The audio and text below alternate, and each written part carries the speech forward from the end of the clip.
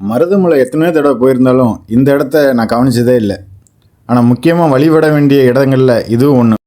அதாங்க முருகர் குதிரை பாதம். இந்த மருதமலையில் இருக்கிற குதிரை பாத சன்னதிங்கிறது வந்து ரொம்ப முக்கியமான ஒரு சன்னதி.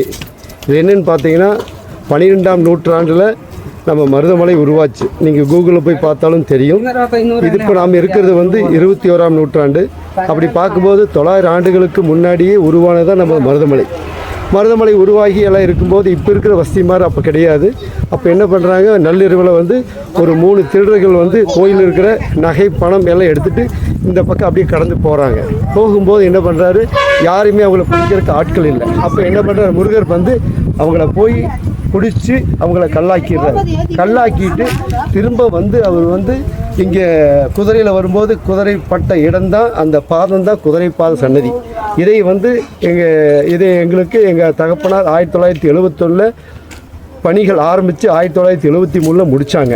இந்த பாக்கியத்தை கொடுத்த மருதமலை முருகனுக்கு ரொம்ப நன்றி.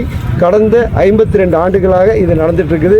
மருதமலைக்கு பெருத்த முக்கியத்துவமான சன்னதி வந்து குதிரைப்பாத சன்னதி. அந்த குதிரையை வந்து நம்ம முருகர் வருகின்ற போது அந்த பாறையில் பாதம் பட்ட போது அந்த பாறையை பொங்கி அது குதிரைப்பாத சன்னதியாக பாதம் பட்ட குதிரை குழம்பு இருந்தது.